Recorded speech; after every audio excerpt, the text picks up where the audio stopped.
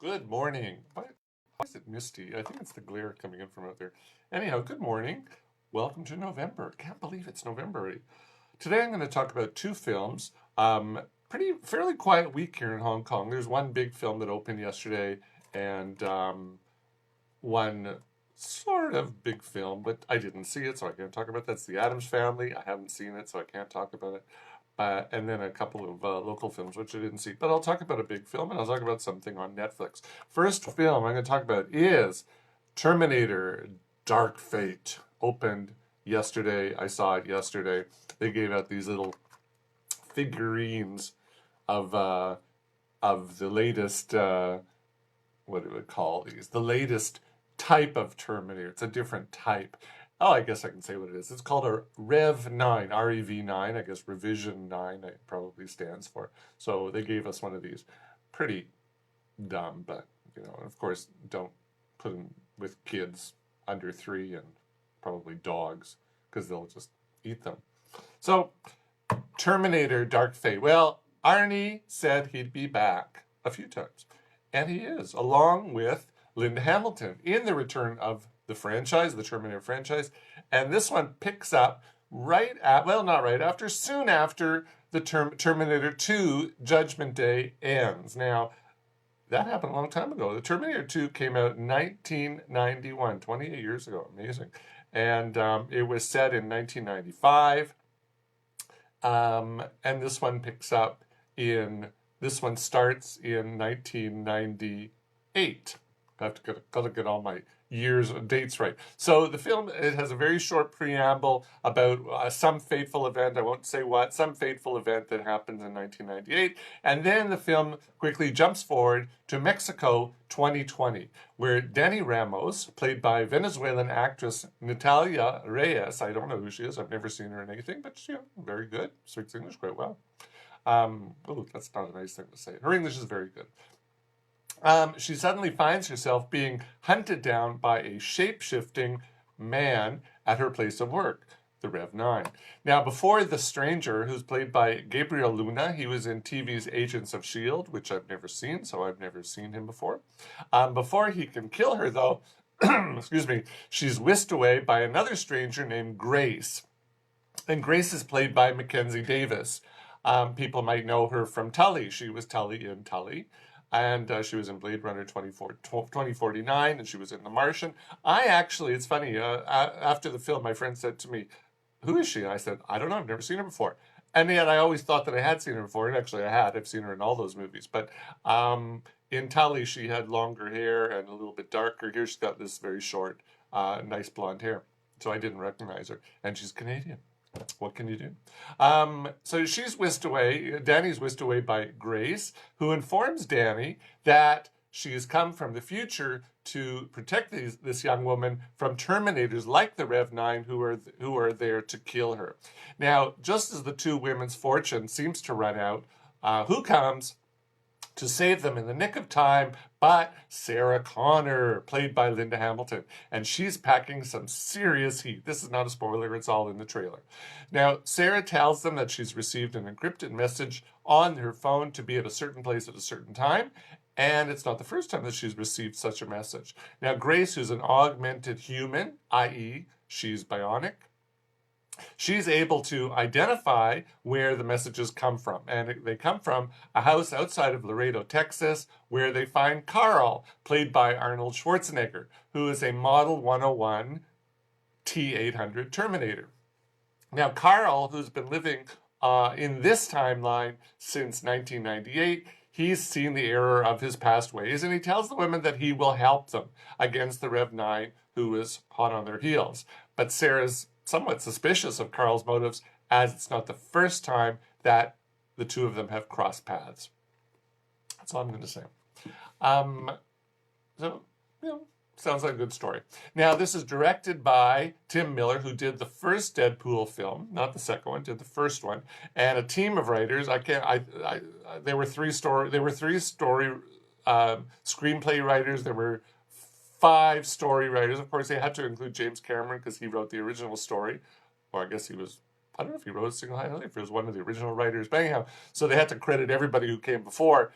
So I'm not sure exactly how many writers actually worked on this film. At least three. Let's put it this way. At least three writers worked on this film.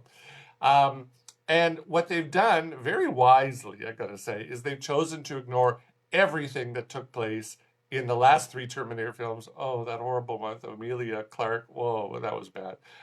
So they've chosen to ignore everything that took place after Terminator 2, which includes the films, those other films, and the TV series, The Sarah Connor Chronicles.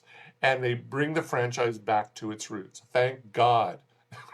It was just getting crazy, and not just great, it was ridiculous and bad. It was like, the third, fourth, and fifth Terminators were bad films, and I never saw the TV series, so I can't comment on it.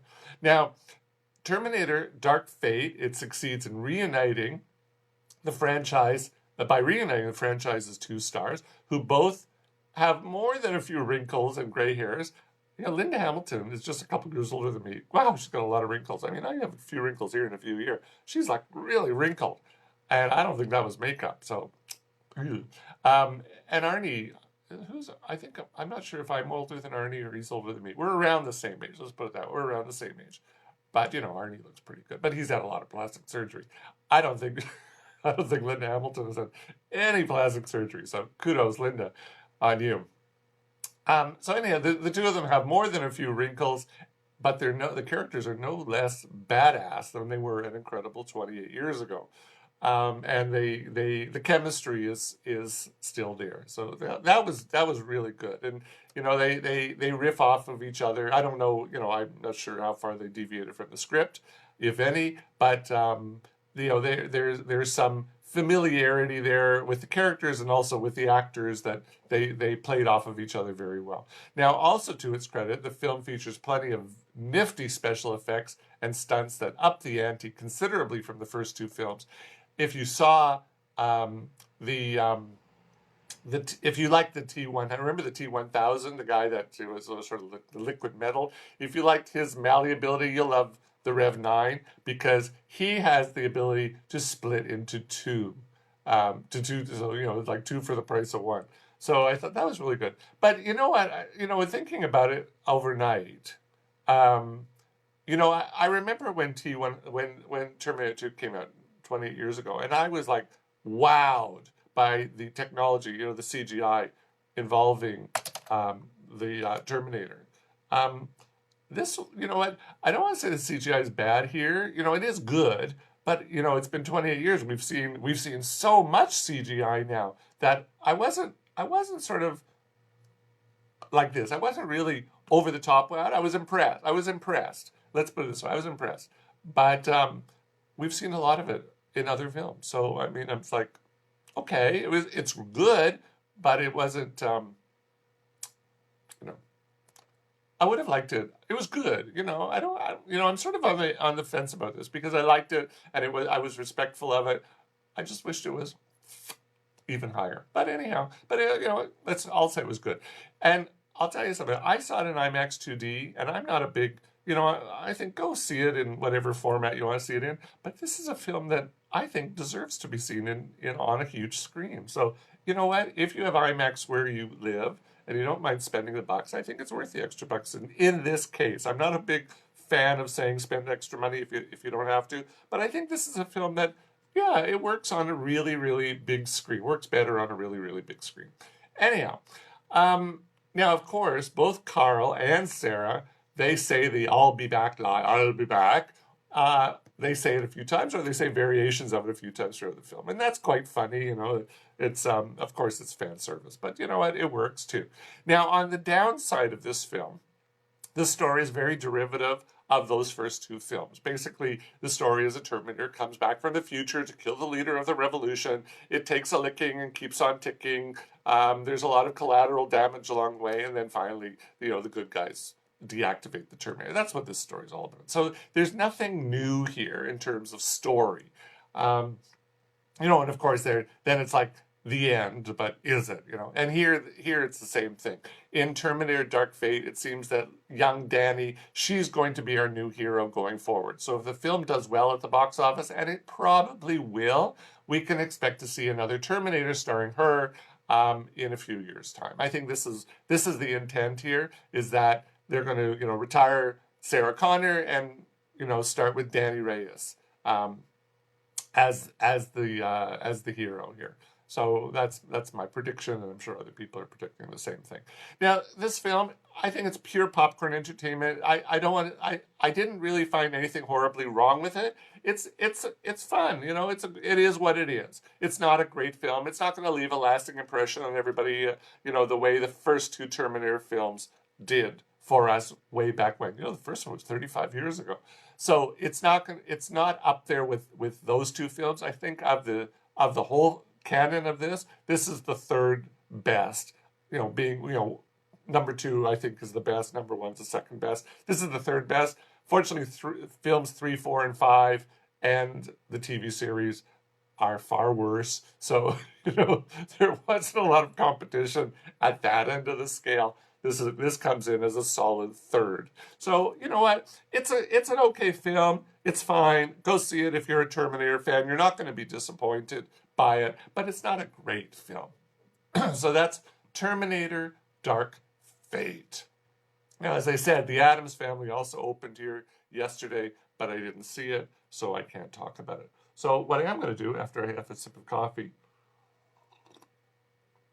oh, that's good. I made a good one today.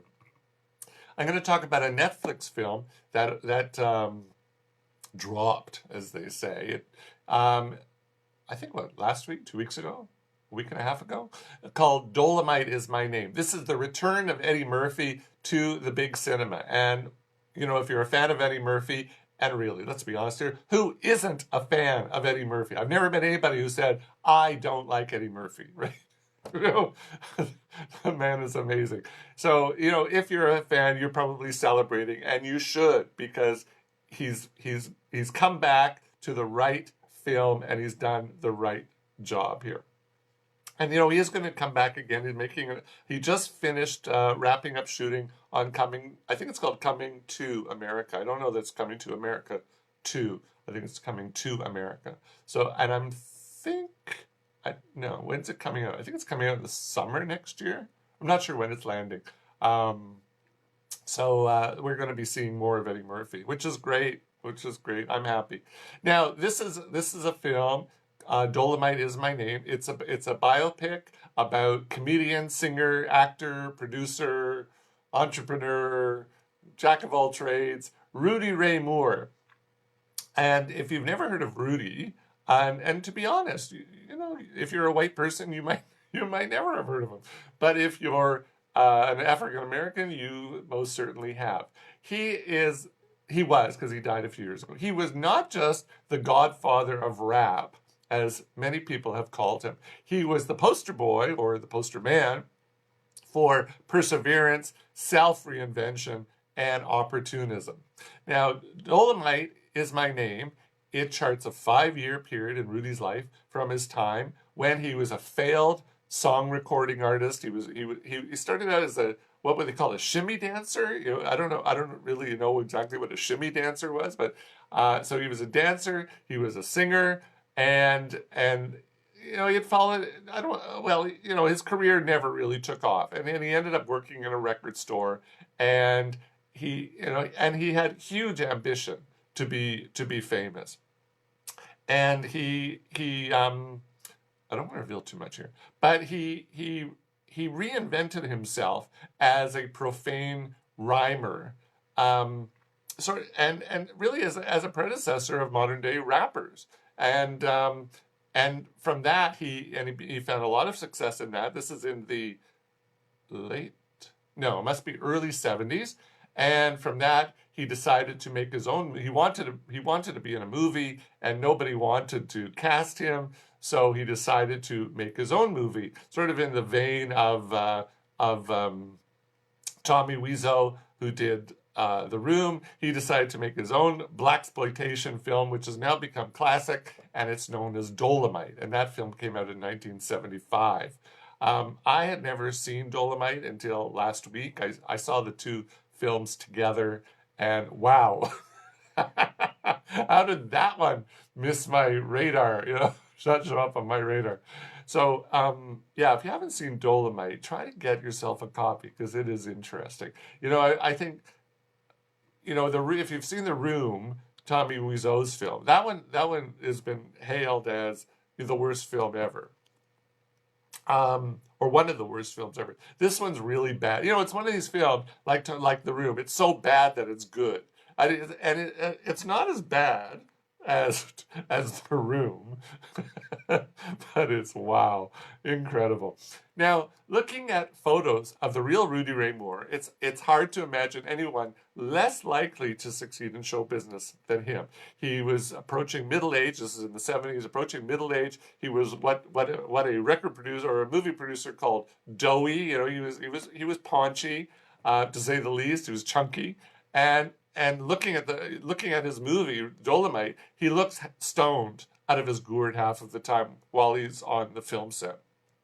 So he was hardly star material, but that didn't seem to deter him from wanting to be famous. So in Dolemite Is My Name, a movie producer tells Rudy, that a film with him as a star would only be successful in a 5 square block area where people know who he is. To which Rudy replies, yes, but every city in America has the same 5 blocks.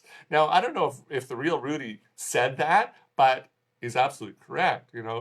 Perhaps, I don't know that maybe he didn't say it, but the thinking is absolutely correct. And Rudy clearly understood the zeitgeist of the African American community. He understood exactly what they wanted, and nothing was going to stop him from giving it to them.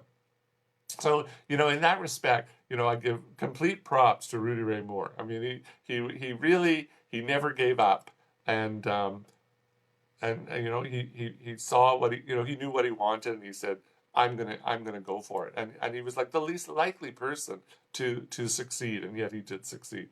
Now, Eddie Murphy, he's an absolute delight to watch as Rudy.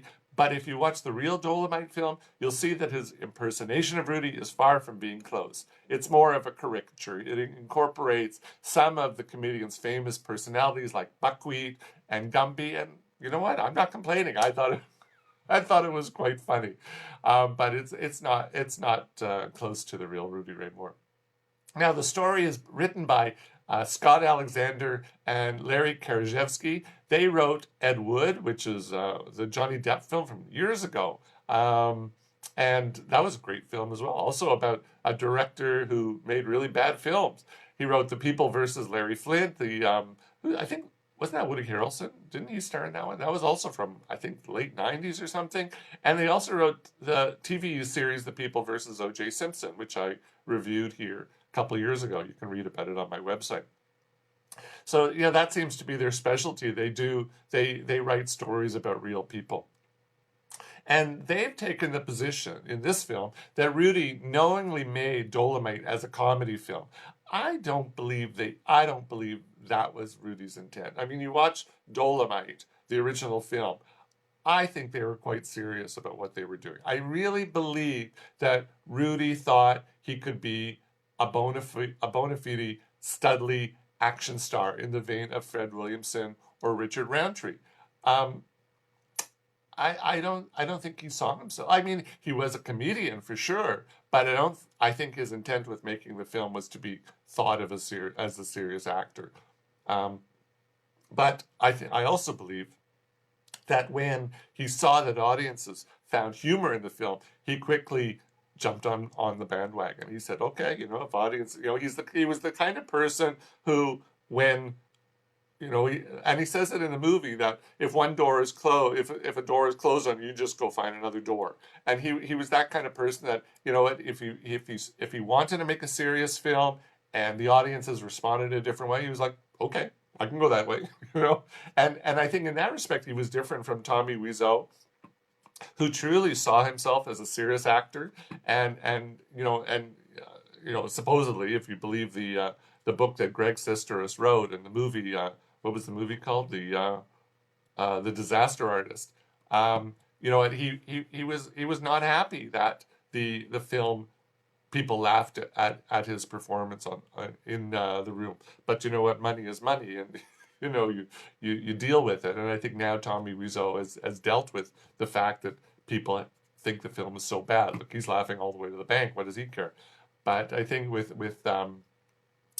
Rudy Ray Moore, he just went, okay, people think it's a comedy. Okay, I can deal with it. Now, the film features, I'm talking this film, Dolemite Is My Name. It features a fabulous ensemble cast that includes Keegan Michael Key, who was in The Disaster Artist. He was in Why Him as well. So, he worked with James Franco a couple of times. He was in Afternoon Delight, but he's probably best known for TV's Key and Peele. He's the key of Key and Peele. And he stars as Dolemite screenwriter and actor Jerry Jones. There's Wesley Snipes. Wesley Snipes is back as well. And everybody knows Wesley from the Blade trilogy. I think he's also going to be in Coming to America, the new Coming to America film. I believe he is. He stars as Dolemite director and co-star Derville Martin. Again, when you see the real film, he doesn't really do a good job of Derville Martin. But who cares? It was good for for this film, it was good. So, it was fine. There's Cody Smith McPhee. He was one of those kids in Dark Phoenix. He's one of the new X-Men. And he was in Slow West, which I reviewed a few years back. He's an Australian actor, but he lives in Los Angeles now, young guy. He stars as Dolemite cinematographer Nicholas Joseph von Sternberg, whose father, by the way, was famous filmmaker Joseph von Sternberg, who did The Blue Angel and Shanghai Express. So he worked with Marlene Dietrich. And in fact, The Blue Angel will be screening here on the 15th of November. It's part of the Goethe Institute's Berlin, I don't know, what do they call it? Berlin something. It's a retrospective of Berlin films. So if you want to see a Joseph von Sternberg film, go to the Goethe website in Hong Kong, and it's playing on the 15th of November. I unfortunately will not be there. I wish I was, because they're going to have a singing performance as well by Uti Lemper, and I love her. She's great. So I'm very upset that it's on a Friday. Otherwise, I'd be there. Anyhow, and lastly, I want to talk about another person who stars in the film is Divine Joy Randolph. She was in Office Christmas Party, and she's been on TV's Empire. And she stars as Rudy's protege, Lady Reed / Queen Bee. She's got, her alter ego is Queen Bee. She was wonderful as well. Now, after Rudy cast Lady Reed in his film, she notes that she's grateful to him for giving her the opportunity to be in the movie because audiences don't see plus-sized women on the big screen. Remember, this is 1975, or they filmed 1974 probably. And she says, we don't see plus-sized women on the big screen by and large, or especially black women. And again, I don't know if she really said this, but again, she's absolutely right. Here we are 44 years later, and how many plus-sized women do we see on the big screen? Not that many. We do see some, but not that many. And a plus-sized African-American woman, not that many. There was the young woman who won the Oscar a few years ago, and of course Queen Latifah, but generally not that many. So again, look, Rudy did a good thing, and I think that was the thing, is like Rudy, he was very loyal to his friends. He took his friends with him wherever he went, and that's a testament to his character. And rap star Snoop Dogg, he also appears in this film, and my friend Michael Horowitz, hello Michael, he after he read my review, he says, "You didn't mention Snoop Dogg." I said, "Yeah, I did. It's in the review. I mentioned Snoop Dogg. He's in the film. He appears as a DJ at the record store where Rudy works before he becomes famous. And Snoop Dogg has said that if there wouldn't have been a Rudy Ray Moore, there wouldn't be a Snoop Dogg. So he has said that he is who he is today because of Rudy Ray Moore. And Murphy and others have also credited Rudy as being an influence on their career. So, for somebody that, look, I never heard of, he really was very influential to many, many African Americans. Probably to some white folk too, but definitely African Americans who are in this film. There's somebody else, I won't mention name, who also has said he was influenced by Rudy Ray Moore as well. Now, as enjoyable as this film is, and this film is very, very enjoyable, it's the costumes by Oscar winner Ruth Carter, who did Black Panther, that are outstanding. I mean, I when I watched the film, I didn't know that she did the costuming, but I was just like, wow, these costumes are wonderful. They're fabulous. And then afterwards, I looked up and I thought, Ruth Carter. I thought, no wonder. If she doesn't get an Oscar nomination for this film, I will be angry because they are fly. They're really, really good. They're beyond good. They're fabulous. Now, so if you haven't seen Dolemite yet, I would suggest, if you haven't seen the original film, Dolemite, I would suggest you try to see it before you see Dolemite Is My Name. I think it would help to put some more perspective. As I said, like The Room, it is so bad that it's good. Now, as for Dolemite Is My Name, it's currently not available yet in Hong Kong. It's on Netflix in some markets in North America, in England. Not yet come to Hong Kong. And I don't know. Look, it might actually come to the cinemas in Hong Kong. I don't know, but it hasn't been scheduled yet, so I don't know what the plan is. But if you have a chance to see Dolemite Is My Name, highly recommend it. Really, really good film, and Eddie Murphy's back, so that's wonderful news. That's all I'm going to talk about. So have a great weekend, and if you're in Hong Kong, don't get tear gassed. And see you next week. Bye.